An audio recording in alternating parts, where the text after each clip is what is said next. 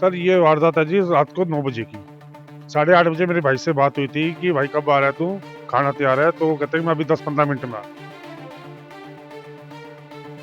9 बजे की वारदात है जी और देख लीजिए अब 11 बजे पड़े हैं। ना तो कोई पुलिस वाला कोई आया जी बयान लेने के लिए ना कुछ है। क्या पता उनकी सेटिंग हो रही है। कंडीशन डॉक्टर साहब कुछ नहीं बता रहे।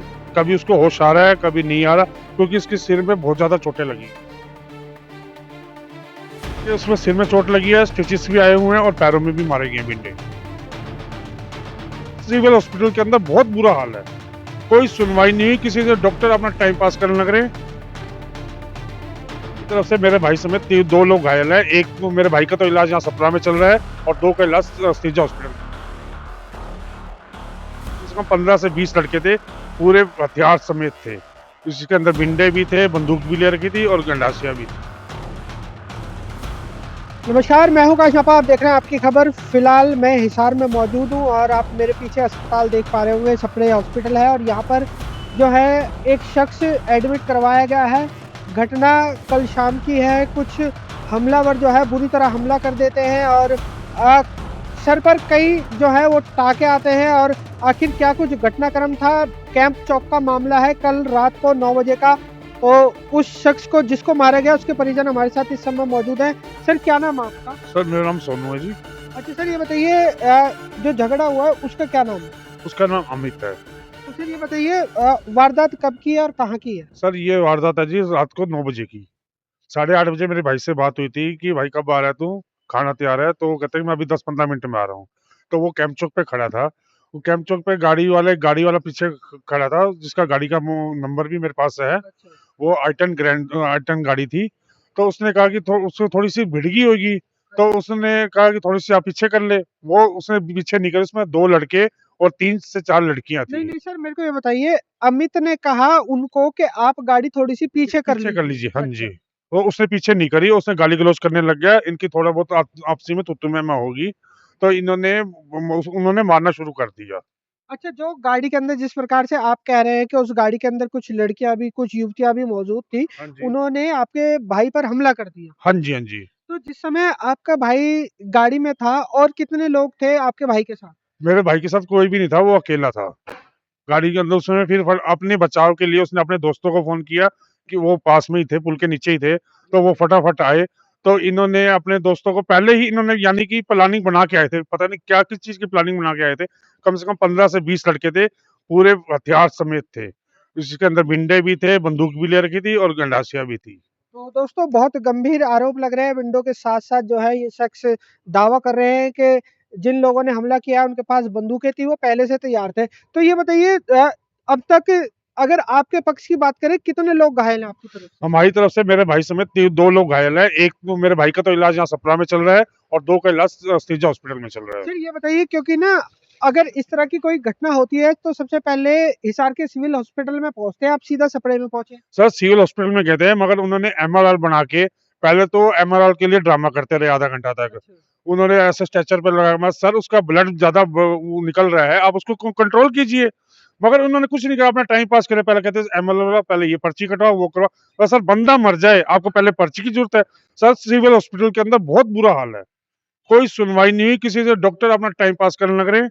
फिर इनको थोड़ा उनको मैंने धमकाया तो इन्होंने वो करा, बोले जी हमारे बस का नहीं है। उन्होंने जवाब दे दिया। फिर फटाफट हमने बाहर से प्राइवेट एम्बुलेंस की और वहां से हम इसको सपरा हॉस्पिटल लेके आए। चलिए सर, अब मेरे को ये बताइए, जिस प्रकार से आप अमित को बता रहे हो, अमित के कहाँ-कहाँ चोटें आई हैं? क्या कुछ स्टिचेस भी आए हैं उसके? अमित के उसमें सिर में चोट लगी है, स्टिचेस भी आए हुए हैं और पैरों में भी मारे गए हैं बिंडे। अच्छा, और अमित के साथ जिस प्रकार से आप बता रहे हैं कि जो और 2 जो पहुँचे थे, उनके कहाँ-कहाँ चोटें लगी हैं? सर उनके भी हाथों पे लगी हुई है और पैरों में मारे गए हैं। तो क्या इस लड़ाई झगड़े की सूचना आपने पुलिसकर्मियों को दे दी है? सर पुलिस कर्मियों को हमने रात को ही कॉल कर दी मगर कोई भी पुलिस वाला नहीं आया। डायल 112 पे आपने इत्तला करी थी? हाँ जी, इत्तला करी थी। वो बोले आ रहे हैं, आपके पास कॉल आएगी, कॉल आएगी। अभी तक तो पहुँचे नहीं। हम सिविल हॉस्पिटल में उनका वेट कर रहे हैं। वो कहते हैं कि हम तो कैंप चौक खड़े हैं। मैं सर आप सिविल हॉस्पिटल में आइए, हम बंदे को वहाँ मरने के लिए थोड़ा ना छोड़ेंगे। ना तो कोई एम्बुलेंस की सुविधा है, ना कुछ है सरकारी।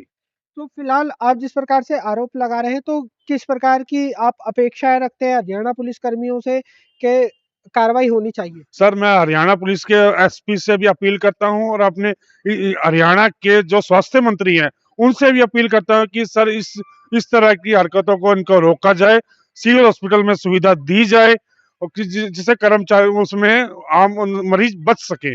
मगर ऐसा कुछ भी नहीं है, ना तो उनके पास कोई एम्बुलेंस है, फिर हमने बाहर से एम्बुलेंस करी, बोले जी हम तो 1500 रुपए लेंगे। उन्होंने 1500 रुपए में हमने कहा जी बंदे को बचाना है और मैंने 1500 रुपए देके एम्बुलेंस यहाँ लेके आए हैं। सर फिलहाल अगर अमित की अगर अब बात करें तो किस प्रकार से कंडीशन है? सर अभी कंडीशन डॉक्टर साहब कुछ नहीं बता रहे, कभी उसको होश आ रहा है, कभी नहीं आ रहा, क्योंकि इसके सिर में बहुत ज्यादा चोटें लगी हुई हैं। तो फिलहाल इसके दोस्त अंदर जी, जी। क्या है कि वो कहते हैं कि दिमाग के अंदर भी कुछ भी हो सकता है। अच्छा यानी कि जो विंडो से जो हमला किया गया तो दिमाग के अंदर काफ़ी गहरी चोट है। गहरी चोटें मारी गई हैं, बिंडा सीधे सिर में मारे गए हैं। बिल्कुल खूनम-खून हो गया। मैं आपके पास उसकी वीडियो भी दे सकता हूँ और फुटेज भी दे सकता हूँ। उन चेहरों को उन जो बंदे थे, उनकी फ़ोटो भी आ रही है, गाड़ी नंबर भी है, सब कुछ है हमारे पास। तो फिलहाल दोस्तों ये रात को 9 बजे का लगभग का मामला है। हिसार के कैंप चौक पर वारदात हुई थी। थोड़ी-सी गाड़ी लग गई थी, उसके बाद जो है वो कहासुनी इतनी बढ़ जाती है कि दूसरे पक्ष पर गंभीर आरोप लगाए जा रहे हैं कि गाड़ियों से बिंडे निकालकर 15 से 20 युवक जो है एक युवक पर हमला कर देते हैं और उसके बाद जो बाकी के कुछ युवक जो बीच बचाव के लिए आते हैं, उन पर भी बुरी तरह हमला कर दिया जाता है। अगर दूसरा पक्ष भी इस वीडियो को देख रहा हो तो वो भी हमारे माध्यम से अपनी बात जनता जनार्दन के सामने रख सकता है। हमारा संपर्क सूत्र नंबर है 9278015115। जी सर, क्या कह रहे हैं आप? सर एक उसमें वो बात करना चाहिए, रात को 9 बजे की वारदात है जी और देख लीजिए अब 11 बजे पड़े हैं। ना तो कोई पुलिस वाला कोई आया जी बयान लेने के लिए, ना कुछ है। क्या पता उनकी सेटिंग हो रही है, समझ नहीं आता है जी। हिसार के अंदर काम करें या ये वारदात तो उसमें अंजाम दे रहे हैं जो। तो दोस्तों लगातार भाई मेरा हरियाणा ड्राइवर पुलिस का पर काम करता है। सेवा, सुरक्षा, सहयोग का दावा करने वाली पुलिस पर जो है गंभीर सवाल खड़े हो रहे हैं। शख्स का कहना है कि रात को 9 बजे वारदात हुई है, सर पे टाके लगे हैं, पुलिस कर्मियों को इस बात की सूचना दे दी है, लेकिन अब लगभग 11 बज रहे हैं। 11 बज चुके हैं, लेकिन अब तक कोई भी पुलिसकर्मी इन लोगों की सुध लेने के लिए नहीं पहुँचा है। इसके साथ-साथ हरियाणा के जो अनिल विज जी हैं, उनसे भी ये लोग लगातार सवाल कर रहे हैं कि आखिर क्यों हिसार के सिविल अस्पताल में जो वहाँ पर जिन डॉक्टरों की ड्यूटी है, वो क्यों अपना कर्तव्य सही से नहीं निभा रहे हैं? ये सवाल जो है इस शख्स के द्वारा खड़े करे जा रहे हैं। वैसे आपका सिविल हॉस्पिटल को लेकर क्या मानना है और उसके साथ-साथ आप हिसार को कितना सुरक्षित मानते हैं? आप अपनी प्रतिक्रिया कमेंट सेक्शन में मुझे आकाश न्यापा को ज़रूर दीजिएगा। इन्हीं तस्वीरों के साथ मैं आकाश न्यापा लेता हूँ इजाज़त। बहुत जल्द मिलूँगा शहर की दूसरी किसी गतिविधि के साथ। जब तक के लिए सभी दर्शकों का आपकी खबर से जुड़ने के लिए बहुत-बहुत धन्यवाद।